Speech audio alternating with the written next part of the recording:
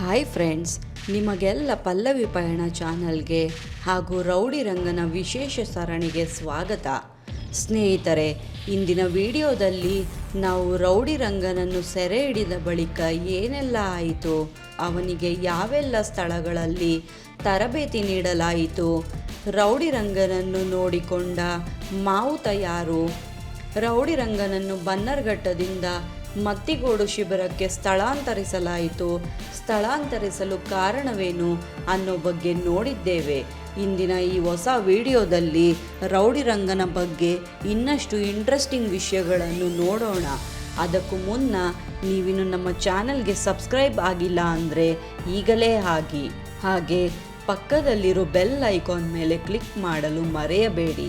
ಬನ್ನಿ, ಮತ್ಯಾಕೆ ತಡ, ಇಂದಿನ ಈ ವಿಶೇಷ ವಿಡಿಯೋವನ್ನು ಶುರು ಮಾಡೋಣ. ಸ್ನೇಹಿತರೆ, ರೌಡಿ ರಂಗನ ಸರಣಿಯನ್ನು ಶುರು ಮಾಡುವ ಮೊದಲು ಆನೆಯ ಬಗ್ಗೆ ಕೆಲವು ಆಸಕ್ತಿಕರ ಫ್ಯಾಕ್ಟ್ಗಳನ್ನು ನೋಡೋಣ. ನಮಗೆ ಪ್ರಾಣಿಗಳ ಬಗ್ಗೆ ಎಷ್ಟೋ ವಿಷಯಗಳು ಗೊತ್ತೇ ಇರಲ್ಲ. ಈ ರೀತಿಯಾದರೂ ಕೆಲವು ವಿಷಯಗಳನ್ನು ತಿಳಿದುಕೊಳ್ಳೋಣ. ಪಾದಗಳ ಮೂಲಕ ಕೇಳಿಸಿಕೊಳ್ಳುವ ಸಾಮರ್ಥ್ಯ. ಆನೆಗಳು ಕೇವಲ ಕಿವಿಯಿಂದ ಮಾತ್ರವಲ್ಲದೆ ತಮ್ಮ ಪಾದಗಳ ಮೂಲಕವೂ ಶಬ್ದವನ್ನು ಆಲಿಸುತ್ತವೆ. ಭೂಮಿಯ ಮೇಲೆ ಉಂಟಾಗುವ ಕಂಪನಗಳನ್ನು ಅವುಗಳ ಪಾದದ ಸಂವೇದಕಗಳು ಗುರುತಿಸಿ ದೂರದಲ್ಲಿ ಮಳೆ ಬರುತ್ತಿದೆಯೇ ಅಥವಾ ಶತ್ರುಗಳು ಬರುತ್ತಿದ್ದಾರೆಯೇ ಅನ್ನೋದನ್ನು ಪತ್ತೆ ಹಚ್ಚುತ್ತವೆ. ಆನೆಗಳ ಸೊಂಡಿಲಿನಲ್ಲಿ ಸುಮಾರು 40,000ಕ್ಕೂ ಹೆಚ್ಚು ಸ್ನಾಯುಗಳಿರುತ್ತವೆ, ಆದರೆ ಒಂದೇ ಒಂದು ಮೂಳೆಯೂ ಇರುವುದಿಲ್ಲ. ಈ ಸೊಂಡಲಿನ ಮೂಲಕ ಅವು ಒಂದು ಸಣ್ಣ ಹುಲ್ಲಿನ ಕಡ್ಡಿಯಿಂದ ಹಿಡಿದ ದೊಡ್ಡ ಮರದ ದಿಮ್ಮಿಯವರೆಗೆ ಎಲ್ಲವನ್ನು ಎತ್ತಬಲ್ಲವು.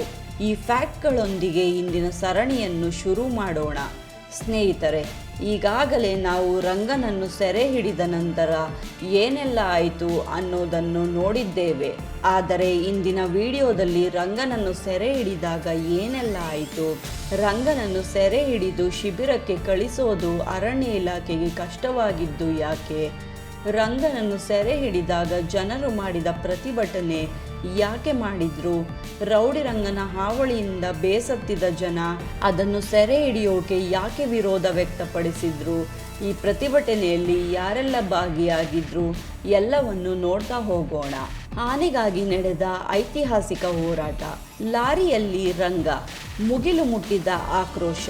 ಸ್ನೇಹಿತರೆ, ಹಲವು ವರ್ಷಗಳಿಂದ ಜನರ ವಾಸಸ್ಥಾನಕ್ಕೆ ನುಗ್ಗಿ ಲಕ್ಷಾಂತರ ರೂಪಾಯಿಯ ಬೆಳೆಗಳನ್ನು ಹಾಳು ಮಾಡಿದ ರಂಗನನ್ನು ಕಂಡರೆ ರೈತರಿಗೆ ಸಿಟ್ಟಿತ್ತು. ಇಂಥ ಟೈಮ್ನಲ್ಲಿ, ಅಂದರೆ ಕಾಟ ಕೊಡುವ ಒಂದು ಕಾಡಾನೆ ಸೆರೆಯಾದರೆ ಸಾಮಾನ್ಯವಾಗಿ ಜನರು ನೆಮ್ಮದಿಯ ನಿಟ್ಟುಸಿರು ಬಿಡುತ್ತಾರೆ. ಕೊನೆಗೂ ಸಂಕಷ್ಟದಿಂದ ಮುಕ್ತಿ ಸಿಕ್ತು ಅಂತ ಖುಷಿ ಪಡುತ್ತಾರೆ. ಆದರೆ ರೌಡಿ ರಂಗನ ವಿಷಯದಲ್ಲಿ ನಡೆದಿದ್ದೇ ಬೇರೆ. ರಂಗನನ್ನು ಸೆರೆ ಹಿಡಿದು ಲಾರಿಗೆ ಹತ್ತಿಸುತ್ತಿದ್ದಂತೆ ಇಡೀ ಕರ್ನಾಟಕದಾದ್ಯಂತ ಅವನ ಬಿಡುಗಡೆಗಾಗಿ ಒಂದು ದೊಡ್ಡ ಧ್ವನಿ ಕೇಳಿ ಬರುತ್ತದೆ. ನಮ್ಮ ರಂಗ ನಮಗೆ ಬೇಕು, ಅವನನ್ನು ಕಾಡಿಗೆ ಮರಳಿ ಬಿಡಿ ಅನ್ನೋ ಘೋಷಣೆಗಳು ಮೊಳಗಿದ್ದವು. ಮೃಗವೊಂದರ ಪರವಾಗಿ ಮನುಷ್ಯರು ಈ ಮಟ್ಟಕ್ಕೆ ಹೋರಾಟ ಮಾಡಿದ್ದು ಅರಣ್ಯ ಇತಿಹಾಸದಲ್ಲೇ ಮೊದಲು ಎನ್ನಲಾಗಿದೆ. ಹೋರಾಟದ ಕಿಚ್ಚು. ಸಾಮಾಜಿಕ ಜಾಲತಾಣದಲ್ಲಿ ಅಭಿಯಾನ. ಈ ಹೋರಾಟ ಕೇವಲ ರೈತರಿಗೆ ಸೀಮಿತವಾಗಿರಲಿಲ್ಲ. ಸೋಷಿಯಲ್ ಮೀಡಿಯಾದಲ್ಲೂ ರಂಗನ ಪರವಾಗಿ ಹೋರಾಟ ಶುರುವಾಯಿತು. ರಂಗ ಸೆರೆಯಾದ ಬೆನ್ನಲ್ಲೇ ಸೋಷಿಯಲ್ ಮೀಡಿಯಾದಲ್ಲಿ ಫ್ರೀ ರಂಗ ಮತ್ತು ಸೇವ್ ರಂಗ ಅನ್ನೋ ಅಭಿಯಾನಗಳು ಕಾಡ್ಗಿಚ್ಚಂತೆ ಹರಡಿದ್ದವು.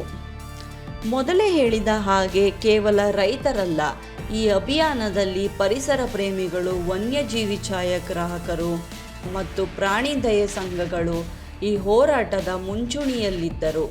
ಮನುಷ್ಯರು ಕಾಡನ್ನು ಆಕ್ರಮಿಸಿಕೊಂಡಿದ್ದೇಕೆ, ಆನೆಯನ್ನು ಶಿಕ್ಷಿಸುವುದು ಸರಿಯಲ್ಲ ಎಂಬ ವಾದ ಎಲ್ಲೆಡೆ ಕೇಳಿಬಂತು. ಗ್ರಾಮದ ಜನರು ಹಾಗೂ ನಗರವಾಸಿಗಳ ಐಕ್ಯತೆ. ರಂಗನಿಗಾಗಿ ಮಾಗಡಿ ಹಾಗೂ ಬನ್ನರ್ಘಟ್ಟದ ರಸ್ತೆಗಳಲ್ಲಿ ರೈತರು. ಸ್ನೇಹಿತರೆ, ಈಗಾಗಲೇ ಹೇಳಿದ ಹಾಗೆ ಈ ಹೋರಾಟದಲ್ಲಿ ವಿಶೇಷವೇನೆಂದರೆ, ರಂಗ ಯಾರ ಹೊಲಕ್ಕೆ ನುಗ್ಗಿ ಬೆಳೆ ತಿನ್ನುತ್ತಿದ್ದನೋ ಅದೇ ರೈತರು ಅವನ ಪರವಾಗಿ ನಿಂತಿದ್ದರು. ಮಾಗಡಿ ಮತ್ತು ಸಾವಂದುರ್ಗ ಭಾಗದ ರೈತರು, ರಂಗ ನಮಗೆ ಮನೆ ಮಗನಿದ್ದಂತೆ, ಅವನು ಬೆಳೆ ತಿಂದರೂ ಪರವಾಗಿಲ್ಲ, ಅವನನ್ನು ಬಂದಿ ಮಾಡಬೇಡಿ ಅಂತ ಅರಣ್ಯ ಇಲಾಖೆಗೆ ಮನವಿ ಸಲ್ಲಿಸಿದರು. ಬೆಂಗಳೂರಿನ ಮೆಟ್ರೋ ನಗರದ ಯುವಕರು ಮತ್ತು ಹಳ್ಳಿಯ ರೈತರು ಒಬ್ಬ ಕಾಡಾನೆಗಾಗಿ ಒಂದಾಗಿದ್ದು ಒಂದು ಅದ್ಭುತ ದಾಖಲೆಯಾಯಿತು. ಇನ್ನು ಹೋರಾಟಗಾರರು ರಂಗನ ಪರವಾಗಿ ಮಾಡಿದ ವಾದಗಳೇನು ಅಂತ ನೋಡೋದಾದರೆ, ರಂಗ ರೌಡಿಯಲ್ಲ, ಅವನು ತನ್ನ ಹಳೆಯ ದಾರಿಯಲ್ಲಿ ಸಂಚರಿಸುತ್ತಿದ್ದಾನೆ. ಮನುಷ್ಯರೇ ಆನೆ ಕಾರಿಡಾರ್ಗಳಲ್ಲಿ ರೆಸಾರ್ಟ್ ಮತ್ತು ಫಾರ್ಮ್ ಹೌಸ್ ಕಟ್ಟಿ ದಾರಿ ಬಂದ್ ಮಾಡಿದ್ದಾರೆ ಅನ್ನೋದು ಹೋರಾಟಗಾರರ ಪ್ರಬಲ ವಾದವಾಗಿತ್ತು. ಪ್ರಾಣಿಯ ಹಕ್ಕು, ವನ್ಯಜೀವಿಗಳನ್ನು ಪಳಗಿಸುವುದು ಪ್ರಕೃತಿ ವಿರೋಧ ಕೆಲಸ. ರಂಗ ಸ್ವತಂತ್ರವಾಗಿ ಬದುಕುವ ಹಕ್ಕನ್ನು ಹೊಂದಿದ್ದಾನೆ. ಅವನನ್ನು ಜೈಲಿನಂತಹ ಕ್ರಾಲ್ನಲ್ಲಿ ಇಡಬೇಡಿ ಅಂತ ಒತ್ತಾಯಿಸಲಾಯಿತು. ಸ್ನೇಹಿತರೆ, ಇಲ್ಲಿ ಈ ವಿಷಯದ ಬಗ್ಗೆ ಮಾತಾಡಲೇಬೇಕು. ನಾವು ಆನೆಗಳು ಹಾಗೂ ಇತರ ಕಾಡು ಪ್ರಾಣಿಗಳ ಗ್ರಾಮಗಳಿಗೆ ಅಥವಾ ನಗರಗಳಿಗೆ ನುಗ್ಗುತ್ತೇವೆ, ಜನರ ಮೇಲೆ ದಾಳಿ ಮಾಡುತ್ತೇವೆ ಅಂತ ಆರೋಪ ಮಾಡಿ ಅವುಗಳನ್ನು ಸೆರೆ ಹಿಡಿದು ಜೂನಲ್ಲಿ ಅಥವಾ ಪ್ರಾಣಿ ಶಿಬಿರಗಳಲ್ಲಿ ಬಂದಿ ಮಾಡಿ ಇಡಲಾಗುತ್ತೆ. ಆದರೆ ನಾವು ಅವುಗಳ ಮನೆಗಳನ್ನು ಆಕ್ರಮಣ ಮಾಡಿದ ಬಗ್ಗೆ ಯಾರೂ ಮಾತಾಡೋದೇ ಇಲ್ಲ. ನಗರೀಕರಣ, ಅಭಿವೃದ್ಧಿ ಅನ್ನೋ ಹೆಸರಿನಲ್ಲಿ ಕಾಡುಗಳನ್ನು ನಾಡುಗಳನ್ನಾಗಿ ಮಾಡ್ತಾ ಹೋಗುತ್ತಿದ್ದೇವೆ. ಕಾಡುಗಳ ಅತಿಕ್ರಮ ಮಾಡುತ್ತೇವೆ. ಪ್ರಾಣಿಗಳ ಮನೆಯನ್ನು ನಾವೇ ನಾಶ ಮಾಡುತ್ತಿದ್ದೇವೆ. ದಟ್ಟ ಅರಣ್ಯವನ್ನು ಕಡಿದು ರಸ್ತೆಗಳನ್ನು, ರೆಸಾರ್ಟ್ಗಳನ್ನು, ದೊಡ್ಡ ದೊಡ್ಡ ಕಟ್ಟಡಗಳನ್ನು ನಿರ್ಮಾಣ ಮಾಡುತ್ತೇವೆ. ಹೀಗೆ ಮಾಡಿದ್ದಲ್ಲಿ ಪ್ರಾಣಿಗಳು ಎಲ್ಲಿ ಹೋಗಬೇಕು? ಅವುಗಳು ತಾವಾಗಿಯೇ ಮನುಷ್ಯರ ಹತ್ತಿರ ಬರುವುದಿಲ್ಲ, ನಾವೇ ಅವುಗಳ ಹತ್ತಿರ ಹೋಗುತ್ತೇವೆ. ಅವುಗಳು ತಮ್ಮ ಹಳೆಯ ಜಾಗ ಅಂದುಕೊಂಡು ಬಂದರೆ ಅಲ್ಲಿ ಕಾಡು ಇರಲ್ಲ, ಬದಲಿಗೆ ಮನುಷ್ಯರ ವಾಸಸ್ಥಳ ಇರುತ್ತದೆ. ಈ ಟೈಮ್ನಲ್ಲಿ ಕಾಡು ಪ್ರಾಣಿಗಳ ಗ್ರಾಮಗಳಿಗೆ ಬರುತ್ತಿವೆ, ದಾಳಿ ಮಾಡುತ್ತಿವೆ ಅಂತ ಅವುಗಳ ಮೇಲೆ ಆರೋಪ ಮಾಡುತ್ತೇವೆ. ಇದರಲ್ಲಿ ಪ್ರಾಣಿಗಳ ತಪ್ಪೇನಿದೆ ನೀವೇ ಹೇಳಿ? ನಾವು ಮಾಡುವ ತಪ್ಪುಗಳಿಗೆ ಅವುಗಳಿಗೆ ಶಿಕ್ಷೆ ಆಗುತ್ತದೆ. ಕೇವಲ ತಮ್ಮ ಮನೆಯನ್ನು ಕಳೆದುಕೊಳ್ಳುವುದಲ್ಲದೆ ಅವುಗಳನ್ನು ಸೆರೆ ಹಿಡಿಯಲಾಗುತ್ತದೆ, ಹಾಗೆ ಬಂದಿಗಳನ್ನಾಗಿ ಇಡಲಾಗುತ್ತದೆ. ಸ್ವಚ್ಛಂದವಾಗಿ, ಸ್ವತಂತ್ರವಾಗಿ, ಯಾವುದೇ ನಿಯಮಗಳಿಲ್ಲದೆ ಕಾಡಿನಲ್ಲಿ ಓಡಾಡಬೇಕಿದ್ದ ಎಷ್ಟೋ ಪ್ರಾಣಿಗಳು ಮನುಷ್ಯರ ಅತಿ ಆಸೆಯಿಂದ ಇಂದು ಮೃಗಾಲಯಗಳಲ್ಲಿ, ಶಿಬಿರಗಳಲ್ಲಿ ಕಾಲ ಕಳೆಯುತ್ತಿವೆ. ಇದೇ ಕಾರಣಗಳನ್ನು ರಂಗ ಸೆರೆ ಆದಾಗ ಪ್ರಾಣಿ ಪ್ರಿಯರು, ವನ್ಯಜೀವಿ ಹೋರಾಟಗಾರರು ಅರಣ್ಯ ಇಲಾಖೆಯ ಮುಂದಿಟ್ಟಿದ್ದರು. ಸರ್ಕಾರದ ಮೇಲೆ ಒತ್ತಡ, ಅರಣ್ಯ ಇಲಾಖೆಯ ಸಂಕಟ. ಸ್ನೇಹಿತರೆ, ರಂಗನ ಪರವಾಗಿ ಮಾತಾಡಿದ ಹೋರಾಟ ಕೇವಲ ಸೋಷಿಯಲ್ ಮೀಡಿಯಾಗೆ ಸೀಮಿತವಾಗಿರಲಿಲ್ಲ. ಈ ಹೋರಾಟ ತುಂಬನೇ ತೀವ್ರವಾಗಿತ್ತು. ಎಷ್ಟು ತೀವ್ರವಾಯಿತೆಂದರೆ ಅಂದಿನ ಸರ್ಕಾರ ಮತ್ತು ಅರಣ್ಯ ಇಲಾಖೆ ಅಧಿಕಾರಿಗಳು ಅಸಹಾಯಕರಾಗಿದ್ದರು. ಒಂದು ಕಡೆ ಕಾನೂನು ಮತ್ತು ಜನರ ಸಂರಕ್ಷಣೆಯ ಜವಾಬ್ದಾರಿ, ಮತ್ತೊಂದು ಕಡೆ ಪ್ರಾಣಿ ಪ್ರೇಮಿಗಳ ಭಾವನಾತ್ಮಕ ಒತ್ತಡ. ಅಧಿಕಾರಿಗಳು ನಾವು ರಂಗನ ಒಳಿತಿಗಾಗಿಯೇ ಈ ನಿರ್ಧಾರ ಮಾಡಿದ್ದೇವೆ ಅಂತ ಸಮಜಾಯಿಷಿ ನೀಡುತ್ತಿದ್ದರು. ಆದರೆ ಜನರು ಮಾತ್ರ ಶಾಂತರಾಗಿರಲಿಲ್ಲ. ಕೋರ್ಟ್ ಮೆಟ್ಟಿಲೇರುವ ಎಚ್ಚರಿಕೆಯನ್ನು ಹೋರಾಟಗಾರರು ನೀಡಿದ್ದರು. ಆದರೆ ಸ್ನೇಹಿತರೆ, ರಂಗನ ಅಭಿಮಾನಿಗಳ ಈ ಹೋರಾಟ ಸಫಲವಾಗಲಿಲ್ಲ. ತೀವ್ರವಾದ ಹೋರಾಟದ ನಂತರವೂ ರಂಗನನ್ನು ಬಿಡುಗಡೆ ಮಾಡಲು ಸಾಧ್ಯವಾಗಲಿಲ್ಲ. ಕೊನೆಗೂ ರಂಗ ಮತ್ತಿಗೋಡು ಶಿಬಿರದ ಪಾಲಾದ. ಅಲ್ಲಿ ಆತ ತರಬೇತಿ ಪಡೆದು ರೌಡಿ ರಂಗನಿಂದ ಸಾಕಾನೆ ರಂಗನಾದ. ರಂಗನ ತರಬೇತಿ ಹೇಗಿತ್ತು, ಎಲ್ಲೆಲ್ಲಿ ಅವನಿಗೆ ತರಬೇತಿ ನೀಡಲಾಗಿದೆ, ರಂಗನ ಶಿಬಿರದ ಜರ್ನಿಯನ್ನು ನಾವು ಈಗಾಗಲೇ ವಿಡಿಯೋ ಮಾಡಿ ಹಾಕಿದ್ದೇವೆ. ನೀವಿನ್ನೂ ಆ ವಿಡಿಯೋವನ್ನು ನೋಡಿಲ್ಲ ಅಂದರೆ ಅದರ ಲಿಂಕ್ ಡಿಸ್ಕ್ರಿಪ್ಷನ್ ಬಾಕ್ಸ್ನಲ್ಲಿ ಇರುತ್ತದೆ, ಅದನ್ನು ನೀವು ನೋಡಬಹುದು. ಇನ್ನು ಈ ಹೋರಾಟದ ವಿಷಯಕ್ಕೆ ಬಂದರೆ, ರಂಗನ ಸಲುವಾಗಿ ನಡೆದ ಆ ಹೋರಾಟ ನಮಗೆ ಒಂದು ಪಾಠ ಕಲಿಸಿತು. ಪ್ರಾಣಿಗಳಿಗೂ ಅಭಿಮಾನಿಗಳಿರುತ್ತಾರೆ, ಅವುಗಳಿಗೂ ಹಕ್ಕುಗಳಿವೆ ಅನ್ನೋ ಸತ್ಯವನ್ನು ರಂಗ ಇಡೀ ಜಗತ್ತಿಗೆ ತೋರಿಸಿಕೊಟ್ಟನು. ಇದರ ಜೊತೆಗೆ ಮತ್ತೊಂದು ವಿಷಯವೂ ಗೊತ್ತಾಯಿತು.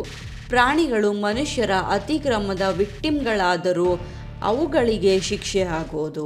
ಯಾಕಂದರೆ ಅವು ಮೂಕ ಪ್ರಾಣಿಗಳು, ಅವು ಮನುಷ್ಯರ ವಿರುದ್ಧ ಆರೋಪ ಮಾಡೋಕ್ಕೆ ಆಗಲ್ಲ. ಹೀಗಾಗಿ ರಂಗ ಕೂಡ ಸರಿಯಾಗಿ ಶಿಕ್ಷೆ ಅನುಭವಿಸಬೇಕಾಯಿತು.